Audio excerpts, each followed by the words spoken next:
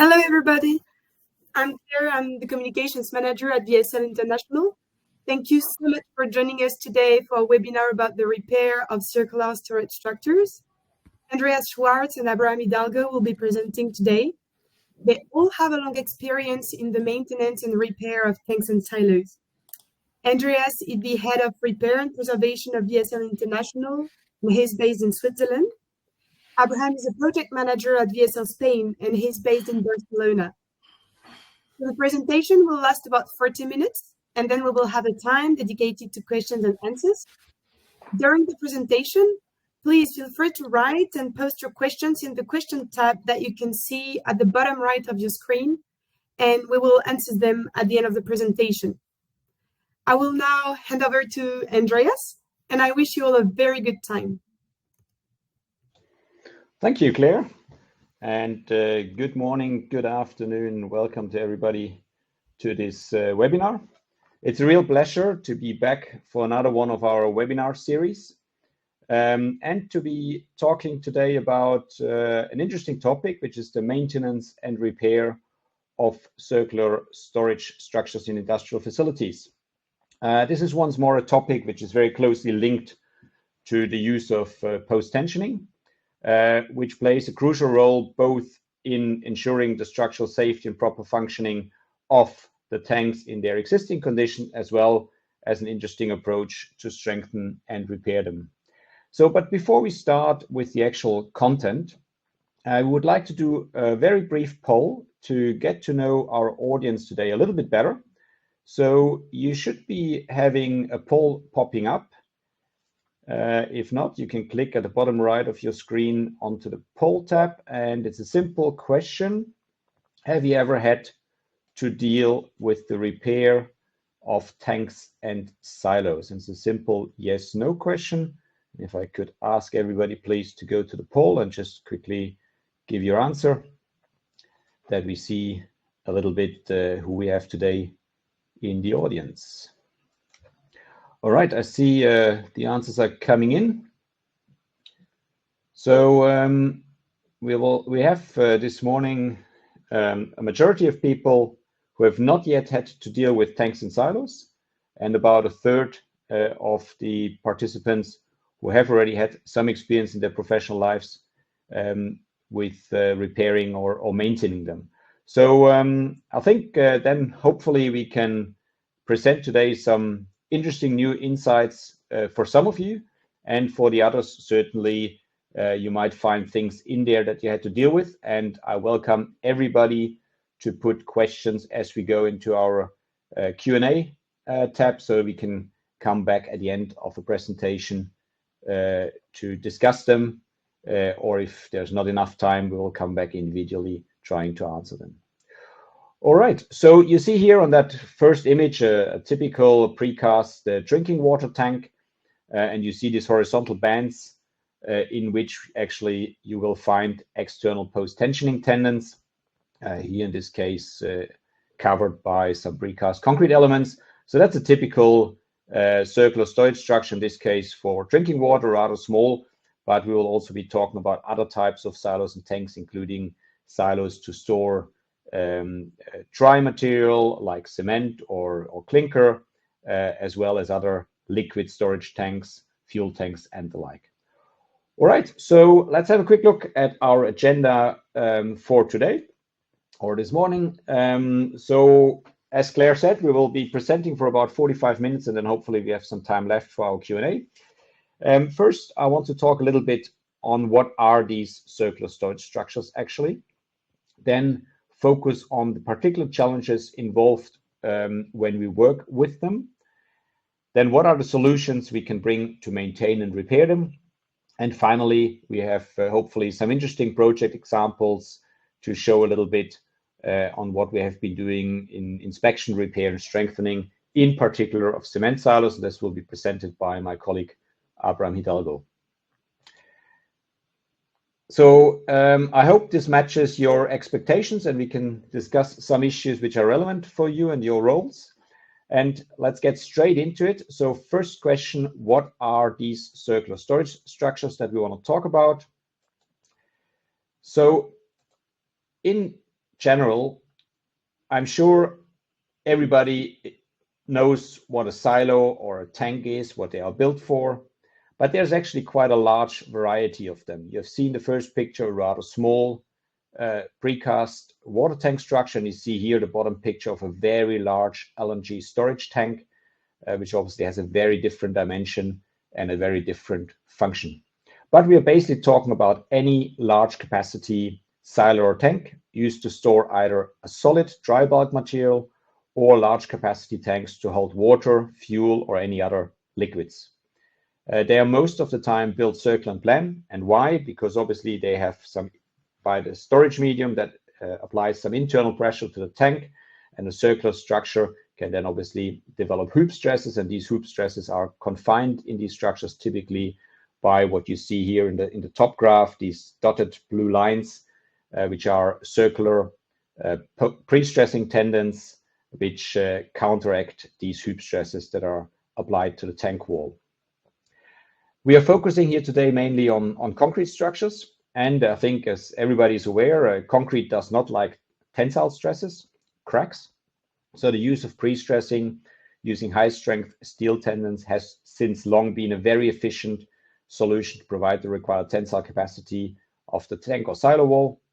And you will see is also quite a nice solution to go and fix them if they have a problem. So when you build such a tank, you have a number of choices, and that's why we find today a certain different configurations in the field. First of all, it can be either built in situ, so cast monolithically, or it can be made up of precast wall panels. And it's important to note that most of the time the precast wall panels are cast flat, which means then the circular storage structure is actually not perfectly circular, but it's rather rectilinear with a series of straight panels. And then you have a kink at each panel joint, which brings some challenges with it, like we will see a little bit later on. And then you have the choice of how to apply the pre-stressing. You can either do this internal to the wall, we call it internal post-tensioning. You can use bonded or unbonded tendons. You can do it external to the wall. And again, we have there different systems, and it can even be on the older structures sometimes directly wrapped high-strength wires, steel wires, which are then coated very often with shotcrete or a secondary concrete pour. So it's important to understand that there are variations, and it's important to understand the different systems when we talk about inspecting aging assets and when we decide on the required maintenance and repair schemes. If we move on a little bit, you will see here some more pictures. And what is common on these three pictures is, and this is something important to understand, that these silos and tanks typically do not stand on a green field, but they are most of the time part of relatively large and complex industrial facilities. And their safe functioning is absolutely essential for the operation of that industrial facility. For example, when you have to shut down a storage silo for raw materials, typically your production process stops. The same if it's a tank or silo storing the finished product. Obviously, if you can't store the finished product, you have to shut down your production lines as well. And that's obviously something that the operators want to avoid at not all costs, but it's a very, very critical item to keep these plants running, because it comes at very high cost when you have to shut them down. So we need to do typically inspection and repair works with the asset in service, or at least with very limited shutdown windows. So this does not only impact on the choice of the right technical solution, but brings also some particular health and safety challenges with it. And they will vary from plant to plant, but sometimes also between different operators who might have their particular safety requirements. So we have worked, I would say, in a large variety of facilities, whether this is LNG terminals, sewage treatment facility, freshwater plants, or things like cement plants. But you will always find the same 4 key requirements when you talk about their operation and working in these facilities. First of all, is the safety of the plant operation. So that's the safety for all the people involved doing any works in there, but obviously also for the wider public. Second, you need to avoid shutdowns of the plant, or at least minimize them as much as possible.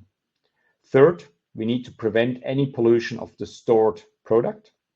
For example, you see later on, we have been working on silo roofs.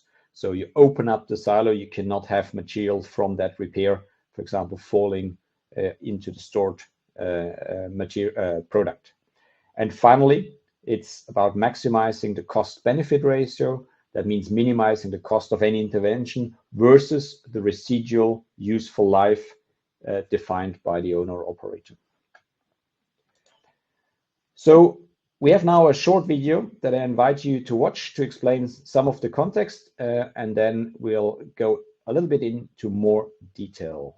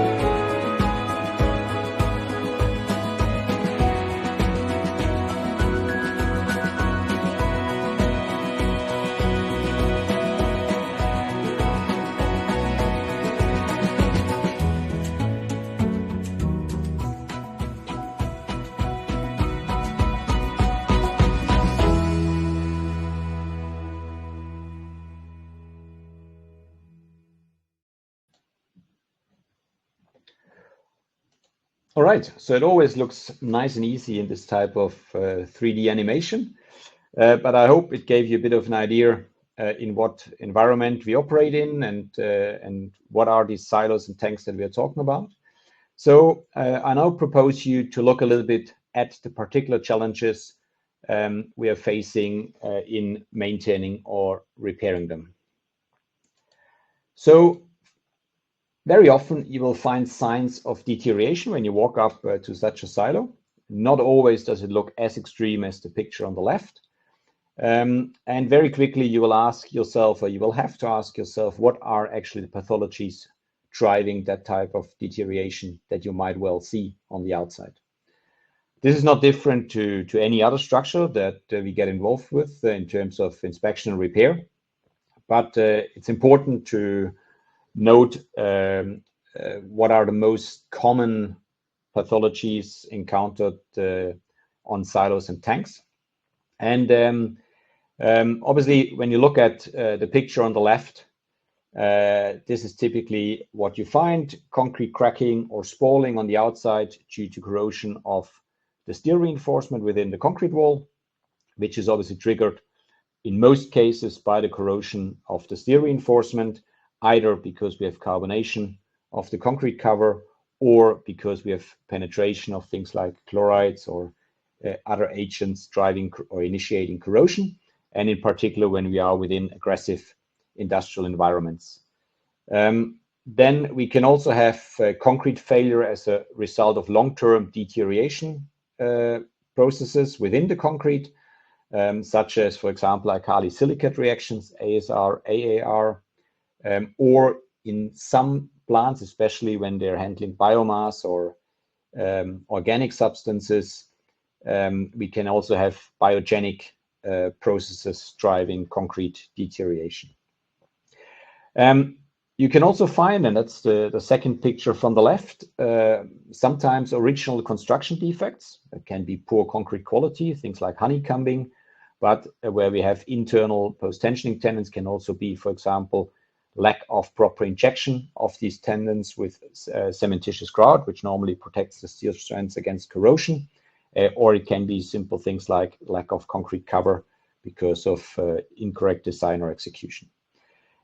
Very often, we also find leakage through joints. That's particularly true, I would say, for water tanks, and can either happen, obviously, through cracks or through cold joints in cast in situ tanks. But I would say the most frequent occurrence is probably in precast water tanks or precast storage tanks, where we get leaks through the joints, in particular if we have precast tanks that use flexible joints rather than fully compressed, rigid, grouted joints. So these leaks can be an operational concern, can be a health and safety concern, but obviously they can also trigger corrosion because these post-tensioning tendons, like you see in the second picture from the right, have to cross these joints, and if their corrosion protection is damaged across the joint, very quickly you can get corrosion there. And then the picture on the right comes actually from the European standard and shows you the type of loading you have inside a bulk storage silo. And we can obviously have changes to this loading because of change of the storage medium or because of changes to codes. So that can also trigger the need to intervene on a silo or tank. And combined with that, we can also have thermal effects. In particular, when we talk about cement plants, a clinker silo, for example, you get temperatures well above 100 degrees Celsius in there. So this can lead to some damages. And we can have many other adverse effects coming from the operation of the tank, such as abrasion on the inside, or we can simply have fire or mechanical damages. So all of these pathologies can cause more or less damage and take more or less time to become visible. And I always say you have to first find it, then you have to understand it, and only then you can think about how to fix it. So it's very, very important to understand these pathologies and their signs. Now, for those of you who have attended some of our previous webinars, you might recognize this slide, which came from the webinar on inspection of post-tensioning. And it's important to understand that obviously in these circular storage structures, we do have most of the time post-tensioning. So we also need to understand what are the typical pathologies involved around post-tensioning tendons. I would say the most important ones, and these are the ones highlighted here in red. First of all is certainly carbonation-induced corrosion of the post-tensioning tendon, first of the surrounding rebar, because typically the rebar has less cover. But once the carbonation front reaches a metallic duct and a post-tensioning tendon embedded in the wall, that can trigger corrosion as well.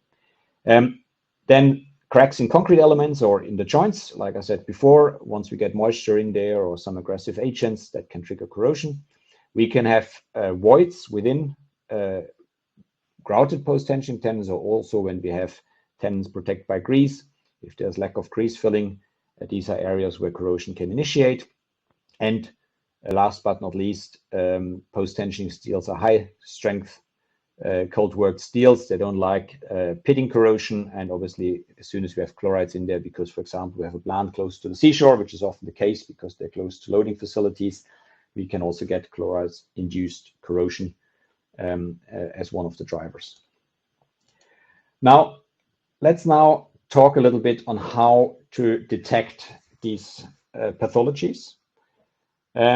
And I think it's very important to bear in mind the first and extremely important step is a detailed visual inspection at arm's length by a competent inspector. And when I say competent, what I mean by this is somebody with the necessary level of expertise, but also experience and with the means to do so. I mean, if you inspect a 60-meter tall silo from the ground, you will not be able to see what's on top. So it's not just good enough to have the skilled and competent person out there, but you need to be able to get access. So, and if you know what to look out for, a visual inspection can already go a long way, especially when you combine it with a limited amount of material sampling. You can do things like in situ concrete strength testing. You can take material samples, you can check for carbonation, you can check for chlorides, and if necessary, you can also make small openings or use a boroscope to access critical parts, for example, such as post-tensioning anchorages or tendons. But very often, you also would want to deploy non-destructive testing methods, or NDTs, for two reasons. First of all, they can be cheaper because they are non-invasive, so normally you don't need heavy construction means to deploy them, but they can also be a lot safer. Because when you do an inspection of a tank or silo, typically the first inspection you do, because the tank or silo is full, you have to do from the outside. When you do it from the outside, if you have heavily corroded, for example, post-tensioning tendons, and if you would start making big openings, you could have a risk that a tendon fails and then you're standing always on the wrong side because the tendon wants to pop out towards the outside. So using NDT is a good way of limiting damage to the structure and making this a safe operation.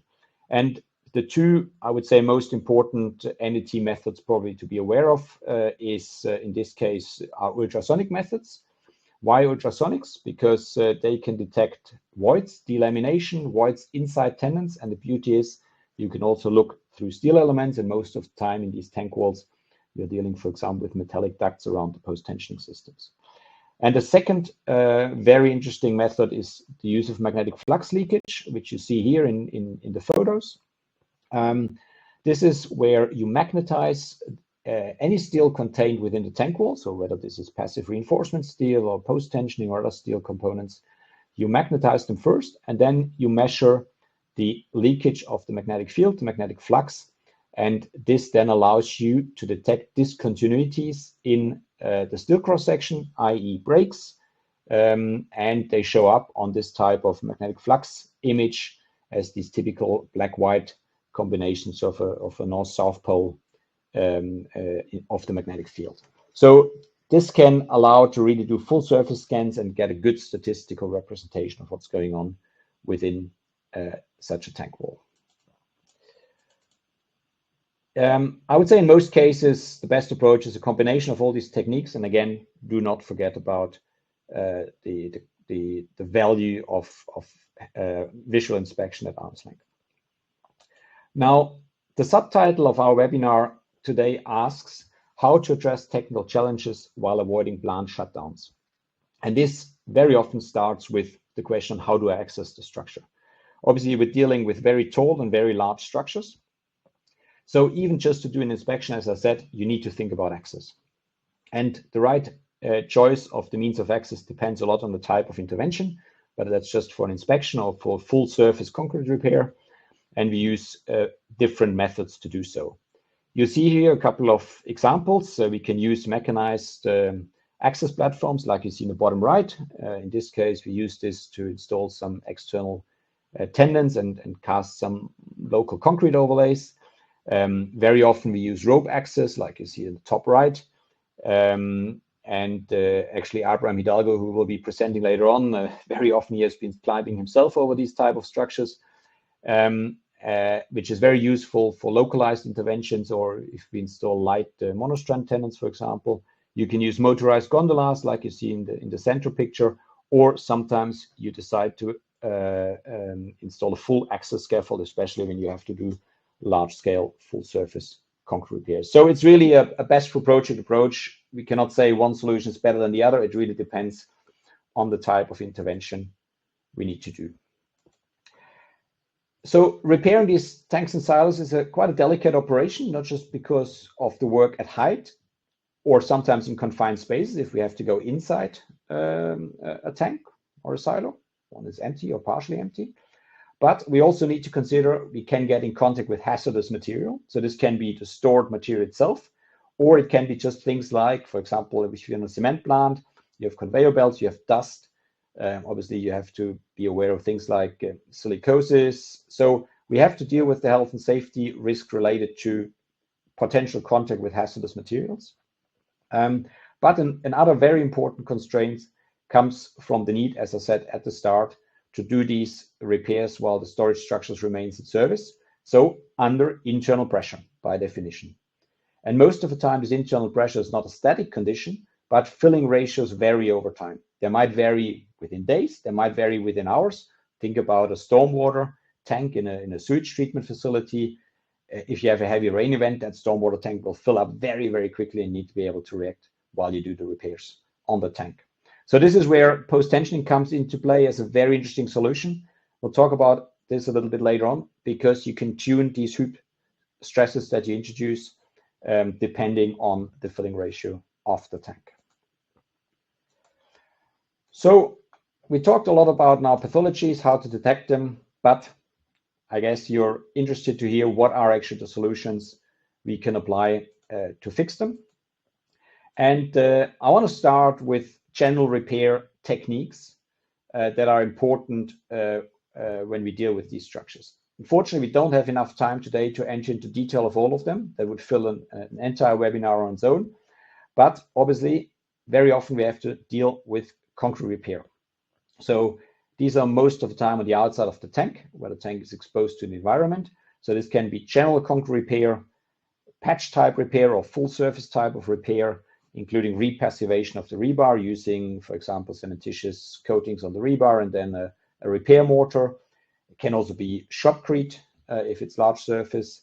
Very often we have to deal with crack injections to seal cracks against the ingress of moisture or pollutants from the outside, or when we have leaks. And very often you will also find yourself wanting to apply an anti-carbonation coating, especially if you have a tank or silo with a lack of concrete cover. These structures very often are several decades old, and you might want to just extend their life a little bit more, and you decide to put an anti-carbonation coating on to buy you that little bit of extra time. Sometimes, less often, but it also happens, you also need to repair inside the tank. Again, it could be concrete repair, for example, because of abrasion inside the tank, or also corrosion. Crack injection can very often be a topic, because obviously you want to prevent a leak from the inside out. Repair of joints, especially precast water tanks with flexible joints. You need to go on the inside to do some of these repairs sometimes. And it can be the application of waterproofing or coatings like you see in the top right picture. But today we want to talk particularly about the use of additional post-tensioning to provide confinement of the hoop stresses. And this is an active strengthening solution to achieve either additional strength in case of higher silo loading, for example, when we have a change in the storage medium or the process, or to compensate the loss of internal post-tensioning when we had steel corrosion and we have a loss of cross-section. So this can be applied both on in situ built concrete tanks, but also on precast tanks. You see at the bottom right a picture where this was fitted to a precast tanks. Using external post-tensioning as an active confinement solution brings a certain number of advantages compared with passive strengthening approaches, such as, for example, FRP wrapping or jacketing with additional reinforcement bars and shotcrete. First of all, it can be installed at any time, and the force can be adjusted to the compressive capacity of the wall, and in particular joints, which are often the weakest points. And this can be done at different fill heights, so I can tune this.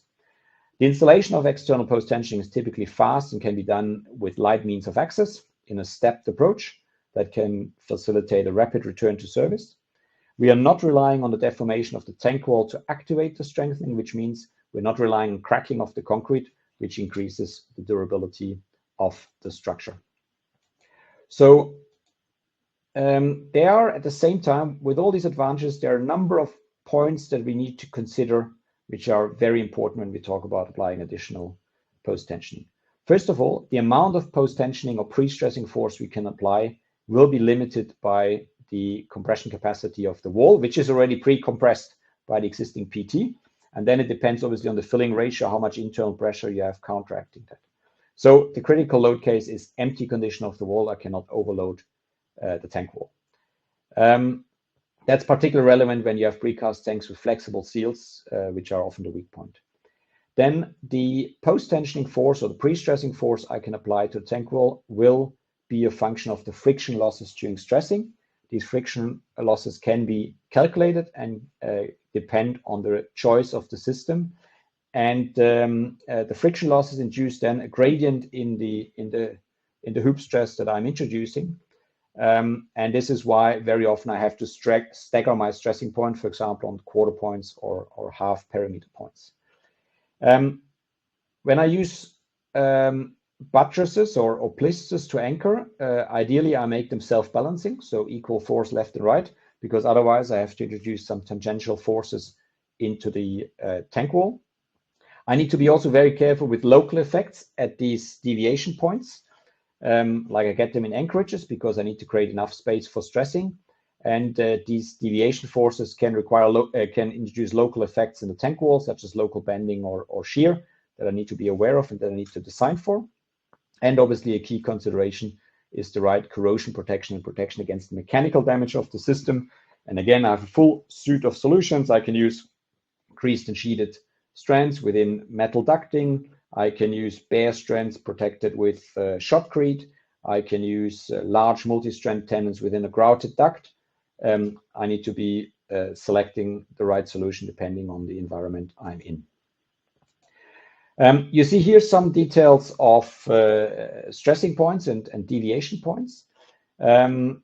This depends again on the choice of the system. So there's a large number of possible solutions, starting top right and going clockwise. You see here a typical free-floating crossover stressing anchorage on a multi-strand tendon. You see bottom right where we core through an existing concrete buttress in order to allow the passage of a post-tensioning tendon, additional new tendon, or to anchor it. In the center picture, you see some nice little precast blocks. They were actually made of ultra-high performance fiber-reinforced cementitious composite materials in order to get very lightweight anchorage and deviation components on a precast water tank, where we have a kink at each panel joint. So we need a deviation element at each panel joint. And these elements are extremely durable while being light, so I can manhandle them, which is obviously a big advantage to an installation. Or you see in the left a very large free-floating multi-strand anchorage when I have to introduce some very concentrated forces. So you can see, again, not one solution fits all. It needs to be really a tailored approach depending on the objective of the strengthening, the environment, and my means of access are also important. So time to recap. When we talk about the strengthening and repair of silos and tank, we talk about a very specific type of structure, which is most of the time located within an industrial facility in operation. So we need to facilitate continuous and safe operation of that asset and minimize shutdown times.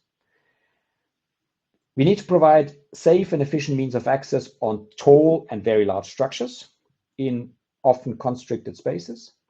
And these structures do require regular repair and maintenance, and this often involves structural strengthening, for which post-tensioning as an additional external post-tensioning can be an efficient solution.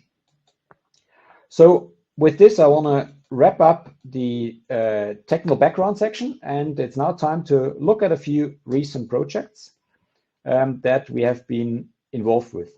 The first one is, this is a photo of a large stormwater tank that we were involved with repairing in the UK. You see here a typical precast arrangement where you have a deviation point at each panel joint, and you see here on the buttress the staggered anchorages. This is the example that I had shown previously with these UHP FRC precast elements. The second one is a fuel tank in Australia that we were involved with. In this case, it was a matter of strengthening just the bottom ring beam with some very large multi-strand tendons. You see here, it was even necessary to make an excavation to get to that ring beam and strengthen it. So with this, I want to hand over to my colleague, Abraham Hidalgo, who's gonna introduce a few more case studies around cement and clinker silos. Abraham, over to you. Thank you, Andreas. Hello, everyone. My name is Abraham Hidalgo, and I'm project manager at VSL Spain, and I'm responsible of delivering our repair and strengthening projects. And today I would like to present some examples that we have carried out on cement silos over the past few years, and usually under design and build contracts. My presentation goes around three main topics. First, I will introduce the context of some of the projects we have been involved in. Next, I will enter into the details of the scopes we have delivered, including inspection, repair, and strengthening of the silo walls with external PT tendons, and a special case of the replacement of a silo roof, always in plants under operation. And finally, I will summarize the key takeaways. Cement and clinker silos are tall cylindrical storage structures in cement plants designed to hold large volumes, typically more than 20,000 cubic meters of cement clinker from the clean or finished ground cement. This silo can reach heights up to 50 meters and diameters exceeding 25 meters, and these are parameters that can affect our operation during the works.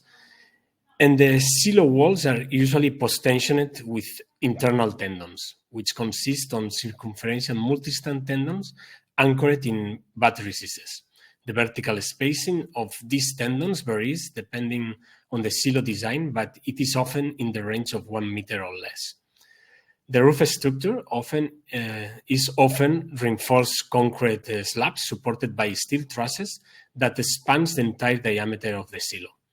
Many cement plants around the world were built during the previous construction booms and now have been in service for several decades. And over the past years, we have worked on numerous structures of this type, which has degraded and require inspection, maintenance, and repair. We usually intervene as a specialist constructor to survey the damage and propose remedial solution for silos. Typically, we can find visible cracks and spalling on the external silo walls due to the lack of cover, but there are often hidden damage as well. To access the exterior of the silo walls, we use gondola or rope access techniques, allowing us to inspect and map the concrete surfaces. In addition, we perform non-destructive testing of the concrete, including the tapping with a hammer to assess the concrete strength, using the rebound hammer to check the concrete strength condition, and measuring and mapping the cracks. Also, if it is necessary, we can make concrete coring to sample specific locations and check carbonatation depth and chloride content. I want to share with you one special case that during the inspection and survey of the silo walls conditions, we detect that one PT tendon was found to be damaged in an area with a significant concrete spalling. After opening the damaged tendon, it was evident that there was no grout inside. We decided to inspect other sections of the damaged tendon, as well as the adjacent tendons located above and below it. As we all know, inspecting internal tendons is challenging due to the difficulty to access and the inability to simply check them with a hammer, tapping it as we can make it in external tendons. Typically, intrusive inspections are required, such as opening windows to reach the tendon that requires demolish the concrete, the surrounding concrete. But, however, we can detect voids within internal tendons by using specialized ultrasonic pulse echo equipment, as Andreas mentioned before. And inside VSL, we operate this equipment and we have the in-house expertise to interpret the data that it is not easy. As a result of our inspection in this particular case, we conclude that the tendons were fully grouted, except a location of approximately 2 meters in length within the damaged tendon, where a grout void caused partial corrosion failure of the tendon. We collaborate closely with our in-house technical department to develop a solution for the strengthening the silo wall, addressing the force loss caused by the partially failed tendon. The solution involved the installation of 2 external PT tendons running in parallel, one above and one below of the damaged tendon. The number of strands were carefully selected to compensate the lost cross-section of the existing tendon, and to ensure the allowable stressing force was verified using a finite element model of the silo wall.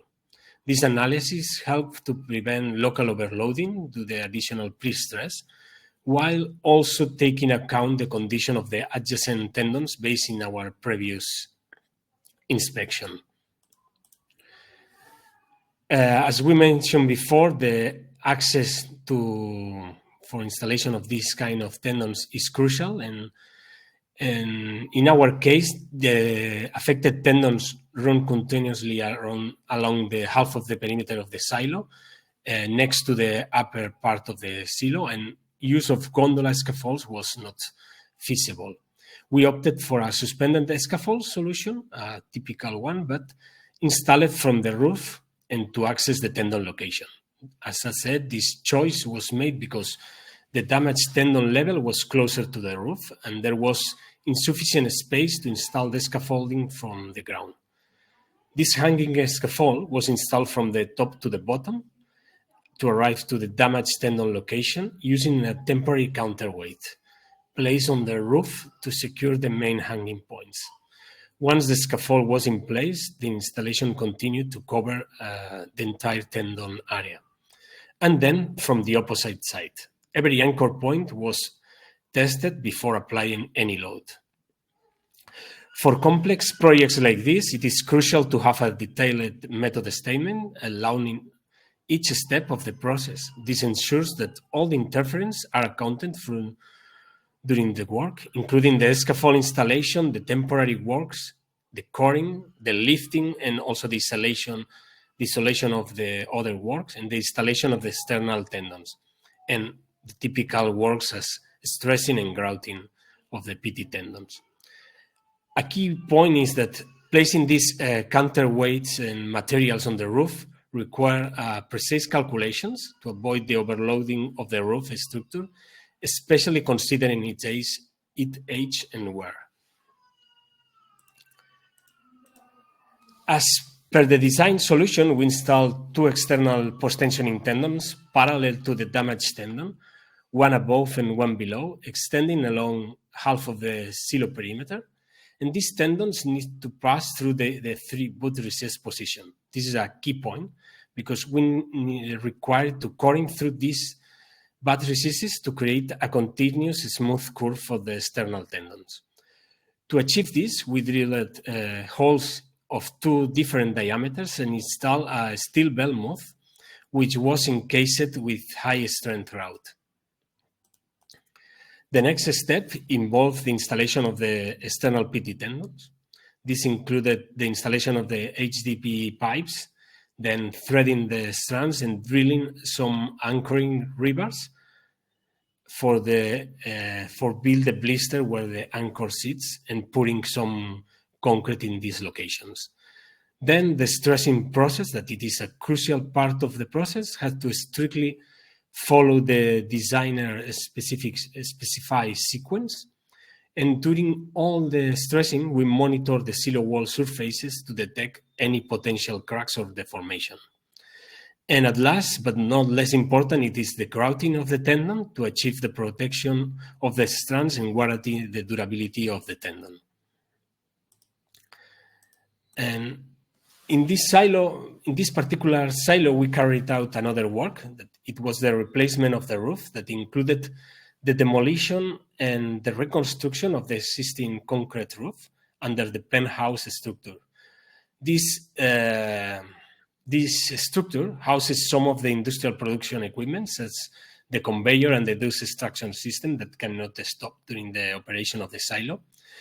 And first of all, it was necessary to install a temporary roof to shelter the works area and to ensure that the clinker was never exposed to the rain. We cannot contaminate the end product. And additional steel members were installed to transfer the reaction forces from the penthouse to the existing steel trusses under the roof slab. And the existing concrete slab was demolished using mechanical means. We couldn't use. And once the existing roof was removed, the steel trusses got cleaned and inspected and repaired by welding new plates to compensate any loss of section due to the corrosion. And after that, a new conventional reinforcement concrete slab was built using lost steel formwork elements. During all the entire process of this work, the critical production equipment inside the penthouse remained in operation. And just to summarize, I would like to highlight the main aspects of this cases study. But first, we tailored all our designs and procedures to keep the silo under operation during all the project and minimize any disruption to the client's operation, which is the main concern. Second, it is important to consider that working with existing structures can involve unknowns and may require change during the project. And finally, it is crucial to perform a step-by-step analysis of the process, including the temporary works needed to complete all the tasks safely. That's all from my side. Thank you for your attention, and I hope you found it interesting. Now I hand it over to Claire for the conclusion and the Q&A session. Thank you, Abraham, and thank you for sharing these photos from the projects you worked on in the field. They're very impressive, actually, so thank you so much. And a big thank you to our speakers, to Andreas as well, for this presentation. So we're now ready to move on to our Q&A session. But before we start, you should see, before we start, you should see a button on your screen to download our latest leaflet on tank and silo strengthening and repair. So it's got a lot of useful information, so take a look at it and feel free to reach out to us if you have any specific questions. And so now let's get to the Q&A. We've got about 10 minutes left, so all good. Some of you have submitted questions in the chat, so we'll do our best to address as many as we can within the time we have. So maybe a first question from Elliot. Maybe that one Andreas can answer that. Could you explain, Andreas, can you explain again the difference between precast and cast in situ concrete for a tank or a silo? Sure. Obviously, there's a difference in the way you build these things, right? So whether you precast panels offsite typically, which you then bring to the construction site, you erect them, you build up the wall like this, and afterwards, if I put it in simple terms, you strap them together using post-tensioning, or whether you cast in situ a wall with reservations inside in which you push the tendons in, and then you stress them. So that's obviously at the time of construction. But when we talk about repair and maintenance, what's important to understand is when you use a precast construction, you have at the end of each panel, you have a joint. And on top of that, as I said, normally the panels would be flat. So we have a rectilinear layout, and that means a kink at every panel joint, and the tenant doesn't like kinks, so you somehow need to provide a radius here, which you either do on the inside of the wall or on the outside of the wall. And these joints are often weak points, because especially when you have flexible joint fillers like EPDM fillers, the tank will breathe as you vary the internal pressure, because obviously the pre-stress remains constant, but the internal pressure changes. And that can give you very, very small movements at the joints. And that can eventually wear through, for example, if you have plastic coating as corrosion protection around the strands, that can wear through. And very often this is a point of ingress of moisture and then can initiate corrosion. On in situ tanks, you don't have that joint issue. It doesn't mean that you don't have durability issues. In situ tanks, because they're cast in situ and not in a factory, I would say you certainly deal more with things like lack of concrete cover, concreting defects, cold joints, honeycombing, this kind of defect. I think maybe, I don't know, Abraham, whether you want to add something from your experience as well. I think you worked a lot on in situ built structures. And I think you can confirm that they also have their fair share of problems. Yeah, usually in situ silos have this spalling and poor concrete cover, because it is quite difficult to guarantee, or in that times was quite difficult to guarantee the concrete cover in all the surface of the silo, and we find these large spots of spalling and usually some PT tendons exposed, and this is quite a main issue. Yeah, and maybe one point to add, sorry, Claire, is obviously, especially when you talk about an industrial plant, cement plant, sometimes these silos are 50 years old. We did have different design standards. We did not understand the durability aspect. So often the nominal concrete cover is smaller than what you would use today, and then you just don't have the required design life. Cool. Excellent. Thank you, Andres, and thank you, Abraham. So another point that was raised by both Yikua and Ravindra. So Andreas, the picture that you shared showed some damages on the outside of the tanks, which are usually quite visual. So the question would be, how do you detect the spalling or the defects on the inner side of the tank? And another question that was related to that is also the access challenge. How do you access the inner surface of silos, especially when the roof is covered, which would normally be the case? So maybe you can both answer that question about the challenge also of the access challenge as well.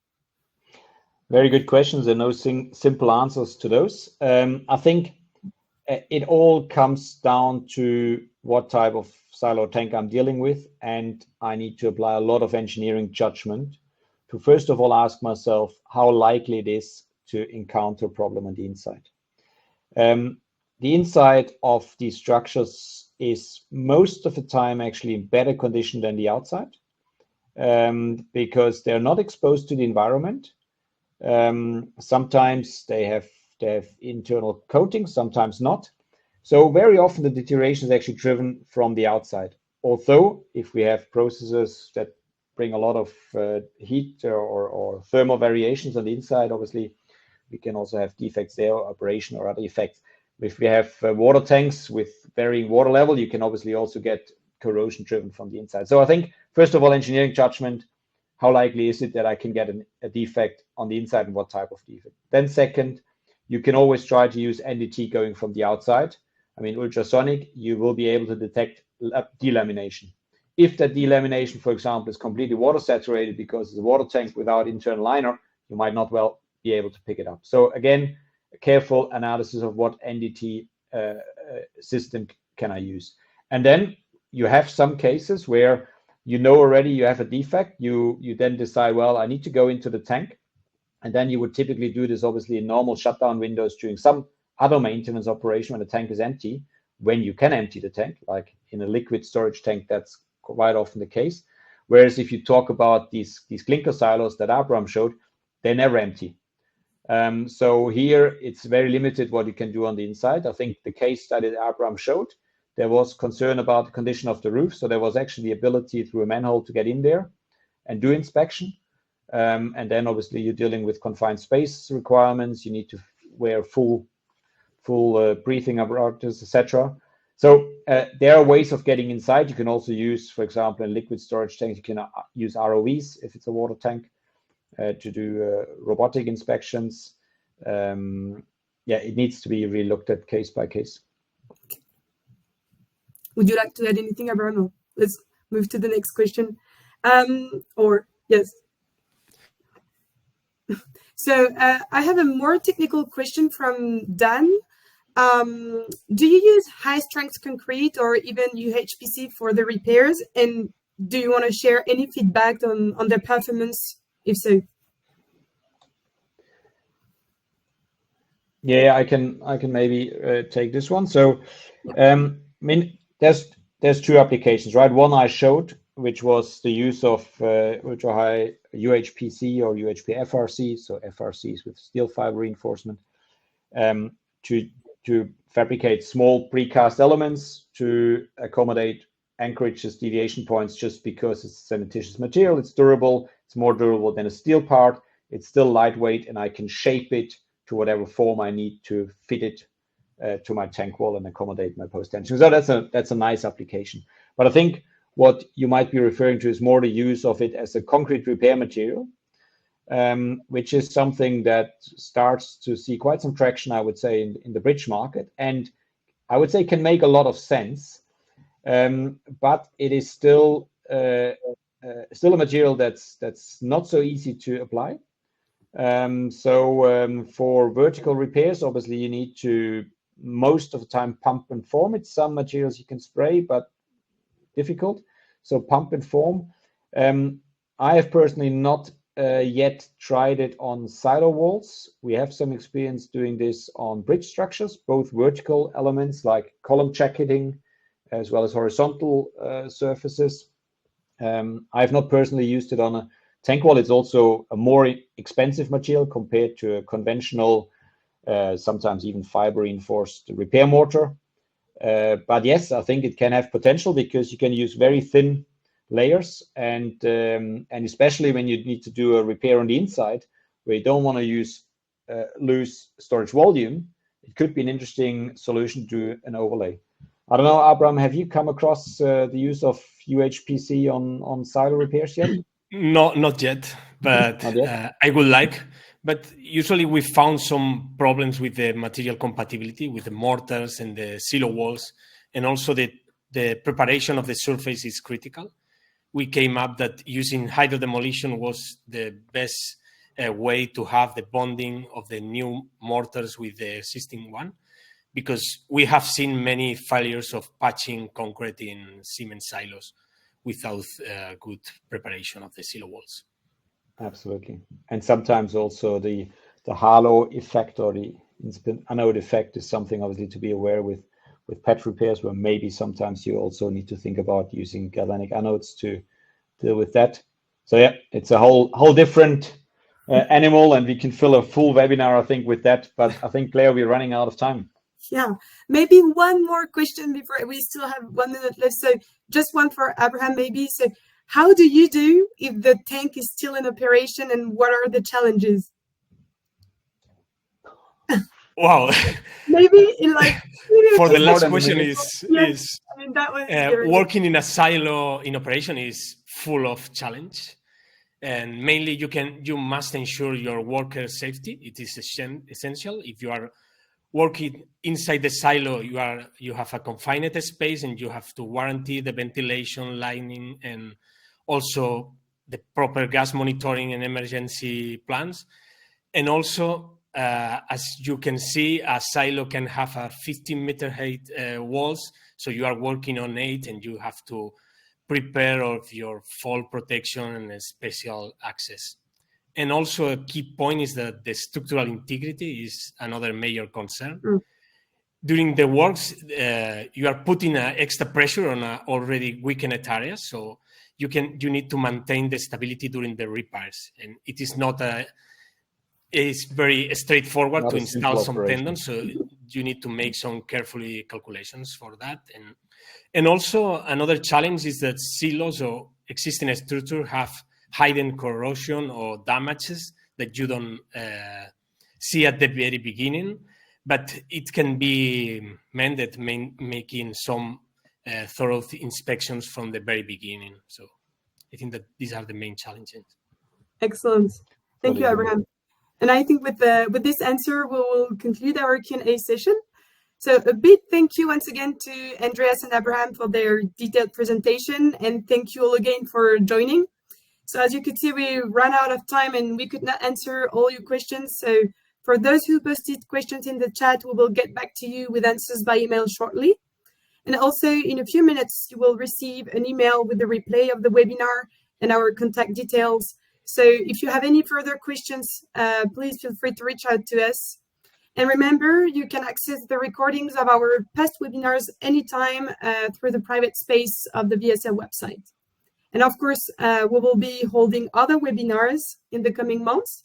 So stay tuned, and we'll keep you updated. So I wish you all a great rest of your day, and thank you again, everyone, for joining. Thank you all. Thanks very much. Bye-bye. Bye-bye. Bye.